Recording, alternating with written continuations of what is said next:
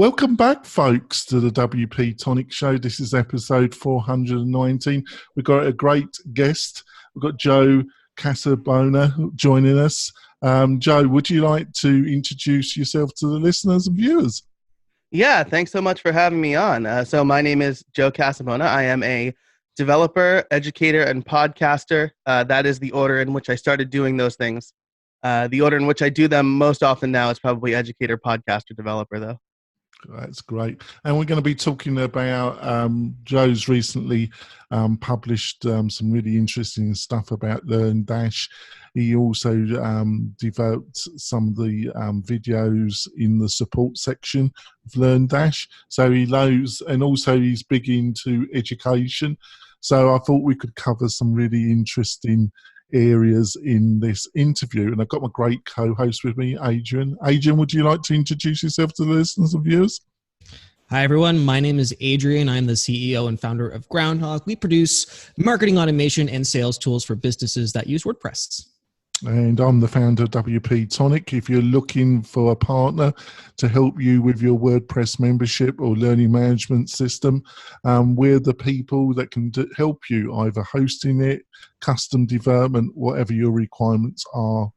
So before going into the main part of the interview, I'd like just to quickly mention something about our great sponsor, and that's Kinsta Hosting.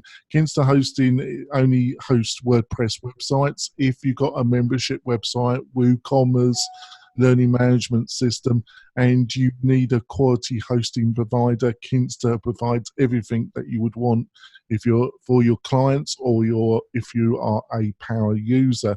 They provide all the latest technology, Stage Insight, latest version of PHP, one-click backup, and the two main things that you get by going to Kinsta is fundamentally they use Google Cloud technology, so the actual hosting is superb, and the other main thing is you get some of the best support in the market at the present moment. They really know what they're talking about. Their support team, they're friendly, approachable, and very knowledgeable. So if that sounds interesting for yourself or for your clients, go over to Kinsta, have a look at their packages, and if you do sign up, mention that you heard them from listening to the WP Tonic podcast. So, Joe, let's start with LearnDash 3.0. You know, you've produced a lot of content about that. What do you think are some of the most exciting things that you found in this sizable update of one of the most popular learning management plugins on the market at the present moment? The most exciting thing for me was focus mode. So Justin, as I was creating these videos, he was sending me the betas, he was highlighting different things, and he was like, by the way, don't tell anybody about this yet, because we're like still working on it. But when he showed me focus mode, I got super excited because it's something that I kind of tried to code on my own. When I say tried to code on my own, I mean I gave it like a couple of hours and I thought, but the fact that now like most of the screen is dedicated to the learning experience, it kind of takes away all of the extra stuff from the theme, and it gives you a pretty blank page that gives you the course navigation and a nice big spot for the video. I custom coded my own thing with ACF to give a nice big spot to the video. I can now use LearnDash's native functionality, so I think that's great. The thing that most people are probably excited about is the updated course builder. It's a lot easier to create course outlines, add that content. It's a lot prettier now, and it's just going to make creating larger courses especially a lot easier. Yeah, I also thought the basic improvement in basic UX design, obviously they utilised the service of 10up, and they're based in to some degree in Sacramento, even though they're a distributed company. I thought, with partnering with 10up, they did an excellent job on the UX design. What do you think? Yeah, absolutely. It's always good to see a big design overhaul that doesn't put the user back at square one as far as using the UX, or as far as the UX goes, I should say. So the fact that they were able to redesign and really improve the user experience and the user interface is nice, because you still have the intuitiveness of the WordPress dashboard, but it's a lot prettier. You can find things, I think, a lot easier now. The first time I opened the beta, I wasn't like, I don't know where anything is. I was like, oh, everything is a lot more easier to find. That's great. Over to you, Adrian. So for someone looking to start putting together their website, their course, where would you rank LearnDash in terms of the LMS, all the LMS tools that are currently out there? If someone was going and looking for, the comparison between value, cost, features, etc., where does LearnDash currently rank in the overall rankings for you? As far as value versus cost in the plugin space, I think that LearnDash delivers the best value. They are, at the risk of raising the price on me, they are like stupidly cheap for what they offer.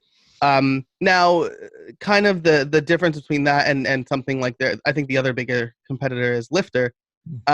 Lifter, you pay a higher price tag, but everything kind of comes included. With LearnDash, you pay the base price, and then if you want like kind of specific niche features, you need to hunt and peck for them. If somebody were to ask me today, hey, I want to start selling an online course, what should I use? I usually give one of two options. LearnDash with WordPress is one, if you want complete control and other features and a separate store and whatever. LearnDash is it. If you just want to build content and then put that content somewhere to be able to sell it, I recommend Teachable, which is a hosted solution. But that's like, if you don't want to worry about managing your website, if you just want to pay like a month, I think it's like $39 a month to sell your online courses and really focus on the content, teachable.com is, I think, the best out there. Good. I think that's useful. Jonathan?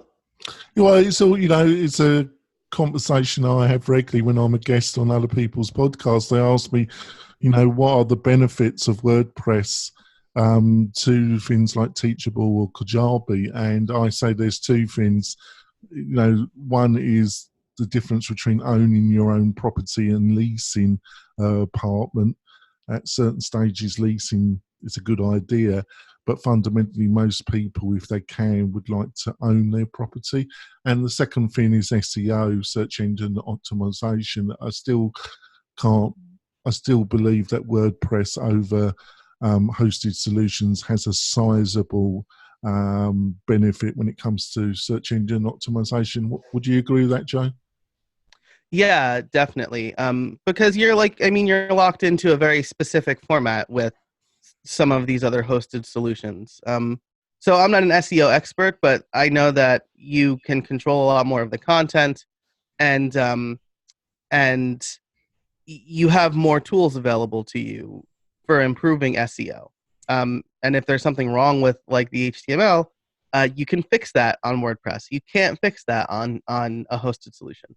If someone were to if someone were looking to start up and they were choosing kind of between Teachable and then the WordPress solution, what would someone be able to expect if they're listening to this right now in terms of like a learning curve of being able to actually take whatever content they have at the moment and put it up? If they're going for WordPress, should they be looking to just hire someone to take care of it for them? Is it something that they can do it themselves, or are they going to go towards the Teachable if that's fully DIY? What would you recommend for someone who wants to pursue that?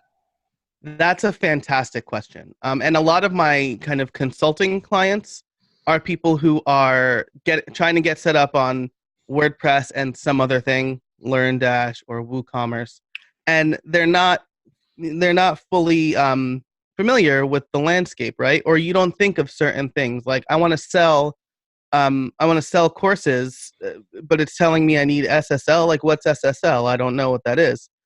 So if you want to do it yourself on WordPress, I think there's a lot of great resources out there to help you. That's kind of the niche that I'm in right now, is help site builders build their sites without code. But again, if it's I have this content, I want to get it up as quickly as possible, especially if it's like I want a proof of concept and see if this is viable, a hosted solution is better for that, because you're not sinking so much time into buying the hosting and setting up WordPress, and so you can always move it later, which is nice. But I mean, the other thing that you need to think about with LearnDash or any self-hosted LMS is, where am I going to put the videos? If you're selling them, YouTube is going to put them up there for free.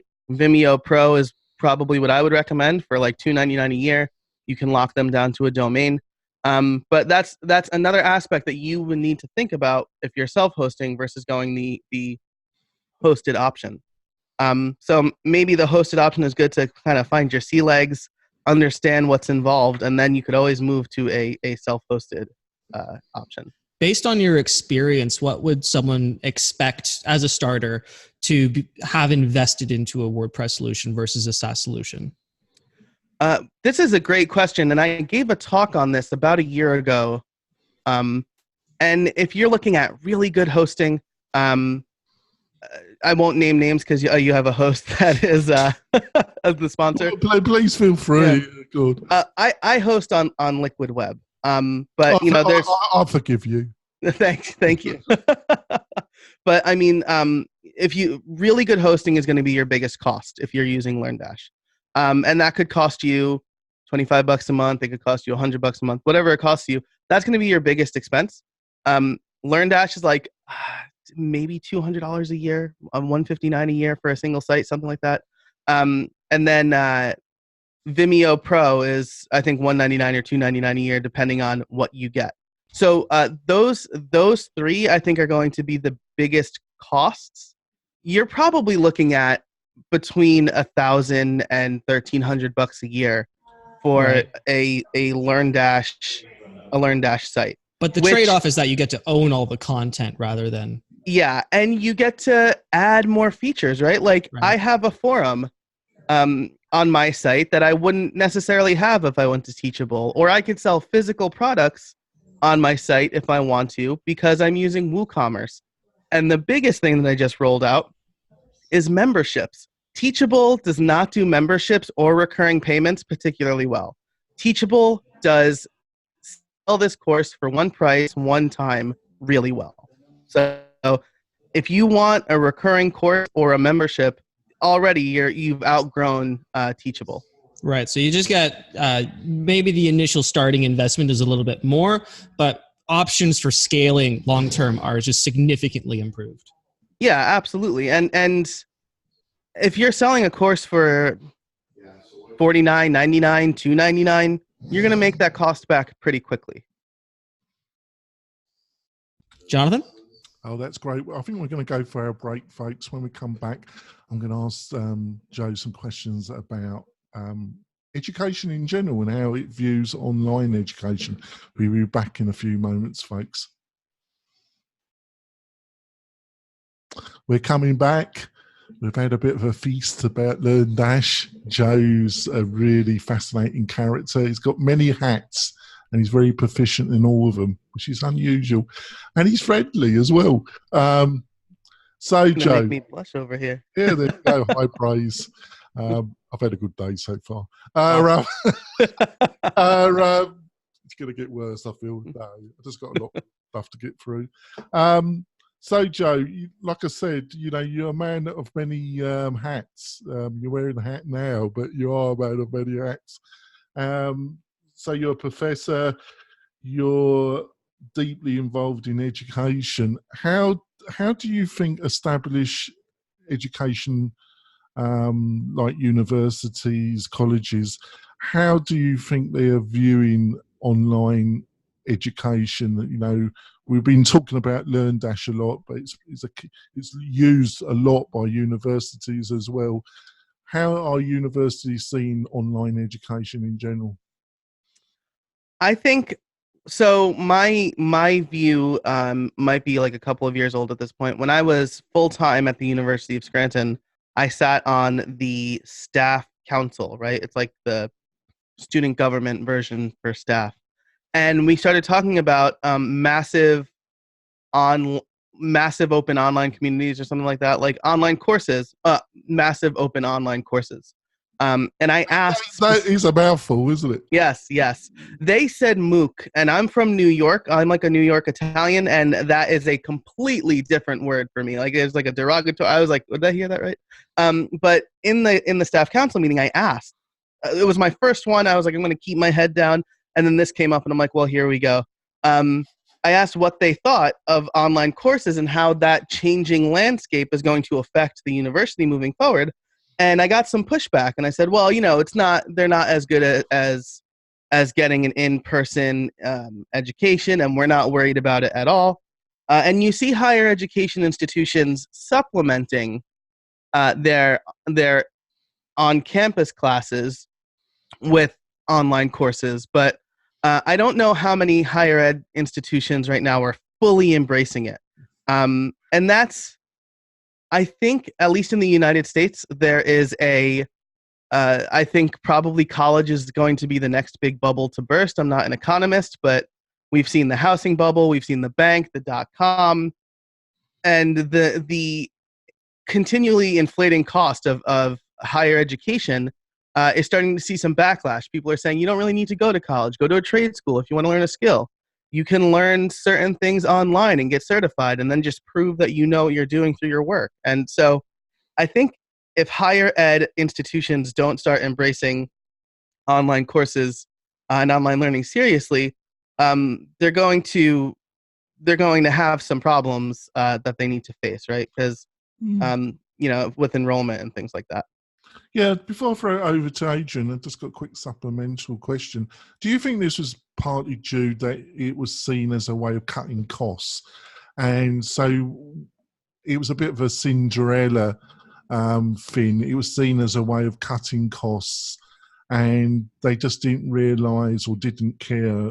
This is a sweeping statement that doesn't apply to all colleges and higher education institutions, but I felt it was seen as a cut costing mechanism. They could get a lot of people into online course, cut the costs, and they weren't prepared to spend the time and effort that it requires to build a really effective online course. Would you agree with some of those statements? Yeah, that's exactly right. I taught an online course at the University of Scranton for a while in health informatics, which kind of combines computer science and nursing, or the health field in general. And there were no videos. We wrote lessons, and they had a book, and it was basically like, read the book, and if you have any questions, do the assignments.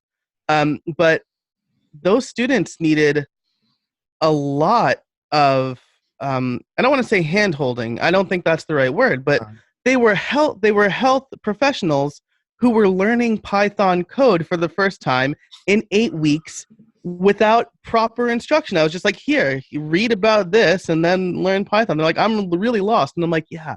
I provided that feedback, and they were like, well, it would cost a lot to update the course and this and that. And I'm like, sure. We gotta keep the bottom line right where we want it. So I think you're absolutely right. It really upset me because I want to be a good teacher, and I feel I wasn't enabled to deliver the appropriate type of education that the students needed me to. Right, that's great. Over to you, Adrian. So as Jonathan was talking about earlier, you are indeed a man of many hats, and one of those hats you wear is a podcasting hat. You do several podcasts, of which I was on one of them, actually. How I Built It, I believe was the name. That is correct. Logo right here. Brilliant. And you've also just gone ahead and you've actually launched a soft launch your course, and we were talking a little bit about that. It's Course Creator 2.0. Do I have that right? Creatorcourses.com. Creator Courses. Is 2.0. Yeah. Yep. Got it backwards.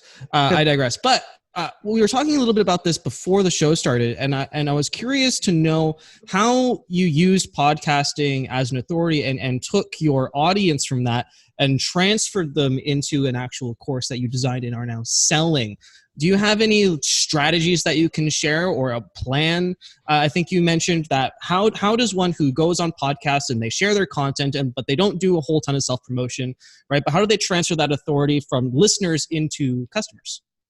Yeah, that's a fantastic question because especially for people who want to get into podcasting, like launching your podcast is the next major course I'm working on, both as a standalone course and part of the membership, is people think the only way to make money on podcasts is sponsorship, right?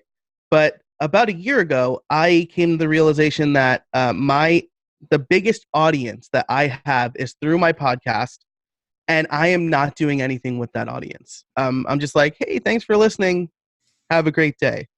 So over the last year or so, I've been toying with different ways to connect more with that audience, right? Not take advantage. That was the first term I thought of, but it's not that. It's I want to engage with them more. So I started asking them, rate and review the show, share the show, reach out on Twitter, things like that. And when I launched the memberships, how I built it audience is, I think, a very good fit for the memberships I'm launching, because they are business owners, they are developers, they want to learn how to do specific things or start offering the things that I'm teaching to their clients, right? So I've kind of developed a plan for the podcast where I'm going to really push my newsletter as the call to action at the end of episodes. I'm going to start doing more episodes that are solo. So, right now it's all interviews all the time. I'm going to take on more of a like Pat Flynn or Amy Porterfield approach, where I still do interviews, but sometimes I do like these talking head podcasts where I talk through, how I built Creator Courses 2.0. That's one of the episodes that I released as a bonus. I'm going to start integrating that into the regular feed. And so I'm going to start providing more specific value related to my courses. I'm going to launch guests, or I'm going to have guests that kind of focus on topic areas that I'm also teaching. And then the call to action at the end will be like, hey, if you want to learn more, go to howibuilt.it/newsletter or whatever it's going to be, and get more great information in your inbox, or get these free 5 tools to build websites faster, and just kind of get them into the funnel and get them more integrated with everything I'm doing, because they like the content I'm putting out, and I think I'm well positioned to help them really well. So really it's about transferring, so really putting in a call to action into the audio. Say, hey, listen, did you know that we have X service or X newsletter? If you sign up, here are the things that you're going to get. You're going to get your notifications. You're going to get this free white paper thing that's going to show you, here are the tools that you're going to need in order to build a course. All right, so build the list. The money's in the list, as they say. Yeah, that's exactly right. And especially when you're selling digital products like courses, people need to do 3 things. They need to know you, they need to like you, and they need to trust you. My podcast listeners, the ones who come back week after week, the ones who stay all the way to the end and don't just drop off after the second sponsor read, those are the ones who know, like, and trust me the best. So, I want to provide even more value for them. Right. Thank you for that. Jonathan? Yeah. I was wondering, we discussed Teachable, we discussed WordPress. What was something like Kajabi, where they're trying to offer literally everything in one system? That's their big selling point. But to me, I don't know, I sense that there's always a kind of tipping point between, and then you've got something like LearnDash, where a lot of the functionality, like you said, you have to find it through third-party add-ons or other plug-in systems. But then you've got something like Kajabi, where it's the Swiss knife, approach. But the problem with Swiss knives, I always feel you get to a certain level where the quality diminishes and the return from having everything in one place isn't as effective. Have you observed that yourself, and that's something you've been thinking yourself? Yeah, and as a matter of fact, in my last mastermind group, I actually said of myself, I need to scale back and do less, because I'm too divided. I'm not focusing on, I think, the right areas, right? I'm sure we're all the same. We get an idea, we want to run with it. But they say jack of all trades, master of none, right? If you're focused on so many things and you're kind of building a little bit here, a little bit there, you're not really focusing really well on one thing. I think a good case study of that is 37 Signals, now Basecamp, right? They offered, I think, 4 or 5 products. They seemingly did all of them really well. And then they decided, you know what? We don't do live chat apps particularly well, or we don't do CRMs particularly well. We do project management extremely well. So not only are we going to sell off all of the products that aren't our project management product, we're going to rename our company to the name of that product. So I think that if you're looking for like a masterclass on niching down and focusing really well, Basecamp is a good place to look. Oh, I think that was a fantastic example. We're going to wrap up the podcast part of the show, folks, but Joe's hopefully going to stay on, or he is going to stay on, and we're going to got some bonus content where we'll be discussing some other things around learning management systems. But I'm probably going to ask him what he learned from building his own membership sites, and he kind of tips or observations he'd like to share that would help you in your own journey. So like I say, we're going to wrap up the podcast part of the show. Joe, how can people find out more about you and what you're up to? Well, if you want to learn about my my online courses, you can head over to creatorcourses.com.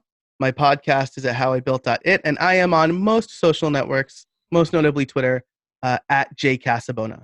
Oh, and you have to come back on the show. I've really enjoyed our interview.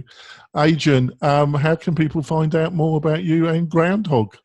So if you're looking to turn WordPress into a transactional email marketing and CRM solution, then we offer all of the marketing and sales tools that you need to do that for absolutely free.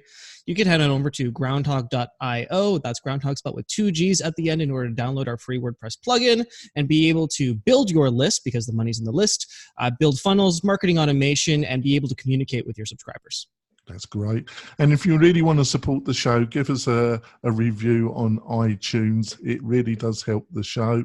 And also, if you want to see the shows, listen and see the shows the earliest, join the WP Tonic YouTube channel, because I normally publish the shows there the earliest. And our member subscription has increased quite dramatically on our channel, which is great news as well. We'll be back next week with another expert giving you insights to help you grow your online educational business. We'll see you next week, folks. Bye. So, Joe, so you built your own courses. Are there any kind of tips or reflections that you would like to share to the listeners and viewers about that?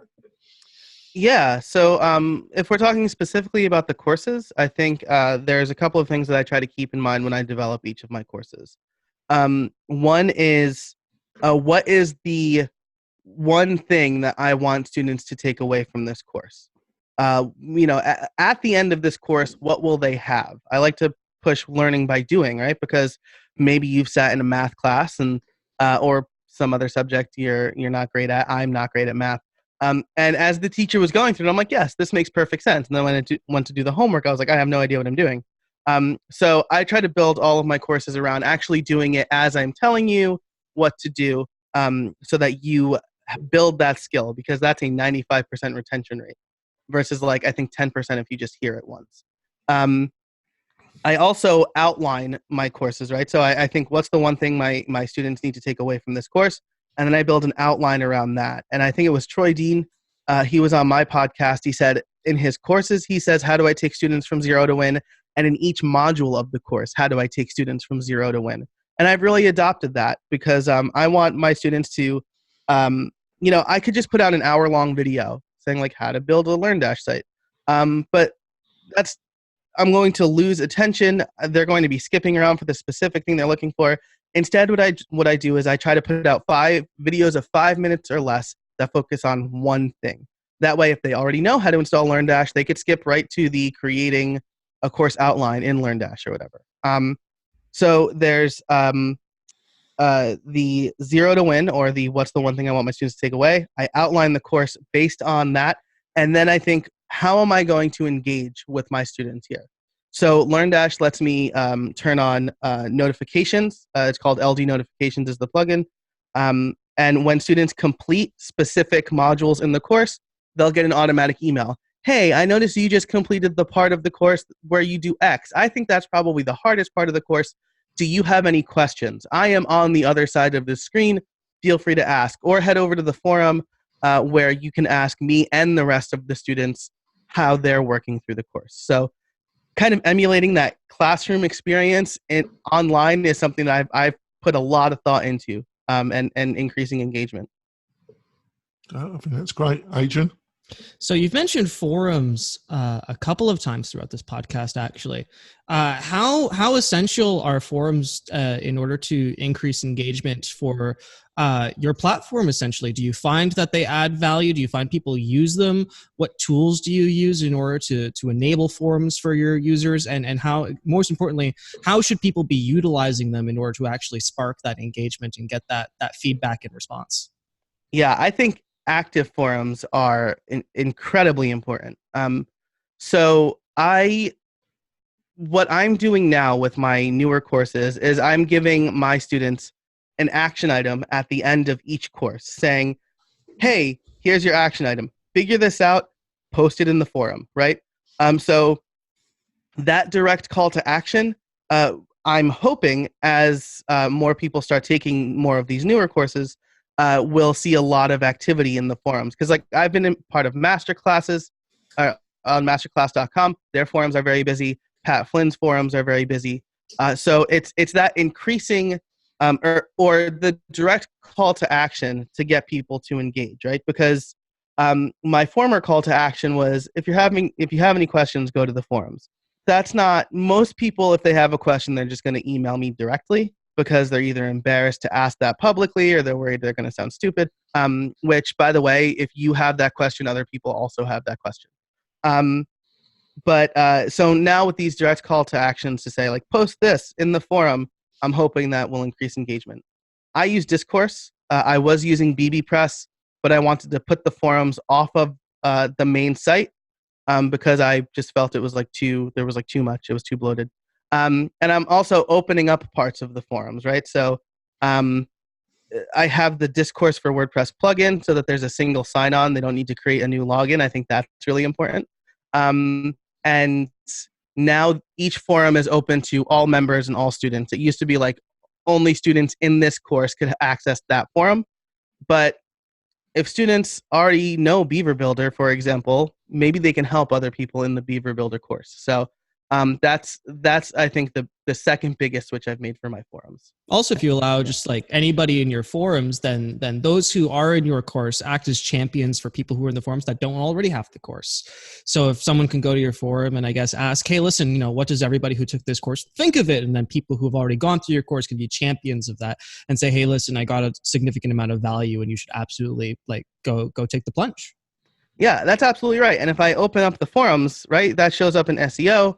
If somebody has a question about how to do X in Beaver Builder or how to do Y in LearnDash, and they come to my forums, they could see that, oh, I have a course on how to do this thing. Brilliant, brilliant. Jonathan? I'm fascinated about the process of actual learning because you got your academic side and also you got all this knowledge about building courses and your podcasting. Like I say, I'm fascinated. People, is the insight academically about how adults learn effectively? Have there been any new insights? Is that not Cinderella, but there hasn't been any new insights about how people say you learn this, learn that, but people have different ways of learning, don't they? Have there been any movement in insights about how people actually learn stuff? Yeah, so one of the statistics I cited earlier was that you have a 95% retention rate by doing. That's compared to, I think, 5 or 10% audio and like 15 or 20% with video.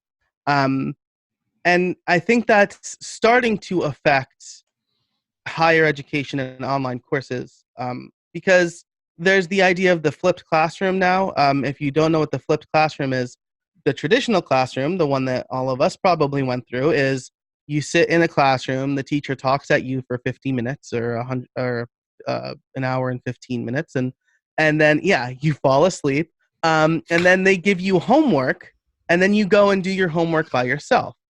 The idea of the flipped classroom is that the homework is to read the lesson, and then in the classroom you work through the problem. There have been like a mixed bag as far as people experimenting with that goes. If you're going to do it lazily, then it's still not going to work. But one of the things that I tried to do with my students when I was teaching in the classroom was read about if statements, and then we're going to write a program in class on the whiteboard or on the chalkboard that does this thing using if statements. And I think that was really beneficial because we wrote programs together, and I forced them to think through the logic while guiding them. The other big thing that I've heard of in recent years is this just-in-time learning, right? So I mentioned that I could do like an hour-long video to show you how to do something. That's not how people want to learn these days. People want to Google a question and then have an answer to that exact question. So instead of how to set up a LearnDash site, this hour-long video, I'm going to take you from buying hosting, because that's where I throw my affiliate link in, to installing WordPress, to installing LearnDash. That's the other affiliate link I'm going to throw in there on YouTube. Instead, I'm going to do how to customize the login screen for LearnDash, how to create courses inside of LearnDash, how to set up a quiz in LearnDash, because that's what people are Googling. Those are short 5-minute videos. They're learning exactly what they need at that exact moment. I just blown away by this interview. I think we covered a lot of territory. You coped with my very long-winded questions. Obviously, Adrian's were much better questions than mine, but I'm notorious for that, Joe. You listened to the podcast, so you knew you were going to be exposed to it. You handled them with great flair. So we're going to end this part of the show, folks. And like I say, we'll be back next week with another quality guest, hopefully as to the standard of Joe. And we'll see you next week, folks. Bye. Bye, everyone. Thanks. Bye. Thank you.